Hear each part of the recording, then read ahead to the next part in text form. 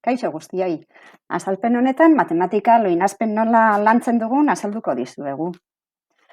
Erabiltzen ditugun tresnak, gehien bat erabiltzen ditugunak, Chromebooka egunero erabiltzen duguna da, eta kuadernoa ariketak egiteko erabiltzen duguna.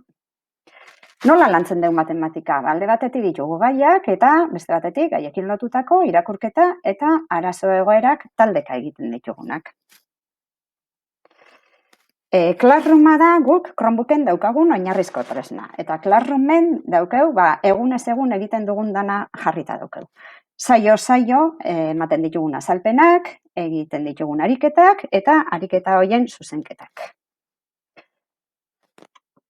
Orain ikusiko dugu, benetako Classroom bat, DBH batakoa. Hor daukeu beren lotura, hemen sartzen dianen ikasgelako lanen bertan ditugu agertzen zaizkigun gai guztik eta saio gai guztiak, irakurketa ere bertan daukeu, arazo egoera egin duguna lehenengo balaketan ere bertan dau, eta adibidez saio baten barrun sartzen baldin bagea, bertan daukeu azalpen guztik saio horretako, bertan entregatu beharko genuke lana, hemen daukeu aurreko saioko zuzenketa, eta hementxe bertan, saio honetako azalpenak adibidetxo batzukin eta egin beharreko ariketekin.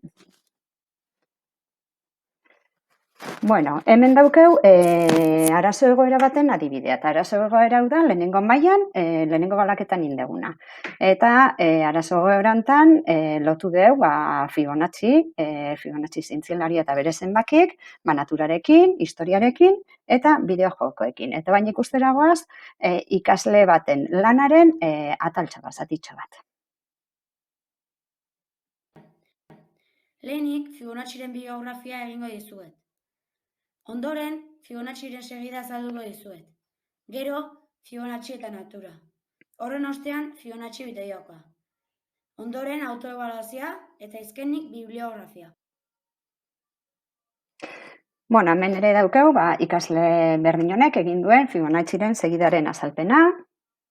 Hemen Fibonacci naturarekin egin duen lotura. Eta hemen Fibonacci bideojokoan nola jolasten den ikasle honek ematen digun azalpena. Orain, bigarren mailako arazo egoerarekin goaz. Hau da, bigarren mailan ikasturte honetan egin deun arazo egoera. Eta da, quarter de cross, edo hemen daukeu gurutze more bat, eta gurutze more honen laurdena txuriz jarrita daukeu gurutze bakoitzean ikusten duzuen bezala. Hemen daukeu ikasle baten lanaren atal bat. Ikasle honek aurkibidean jartzen digu, egin duela azala aurkibidea, zatikiaren esanahia, zatiki baliokideak, zatiki baten zatikiak, eta azalerak eta quarter de cross morea, eta bere iritzi pertsonala eman digu. Hemen daukeu, berak ematen digun zatikiaren esanahiaren lantxoa, azalerak nola kalkulatzen dituen ikasle honek, eta berak egiten duen gurutze morea eta lan honi buruzko iritzi pertsonala ikus dezakezue. Azkenik, ikasle gela bakoitzean, ikasle guztien gurutze moreekin mosaiko bat osatu dugu. Hemen ikusten duzue, bijotako mosaikoa zein izan den. Eta hau izan da guztia. Hurrengo ikasturtera arte, ondo segi guztiok.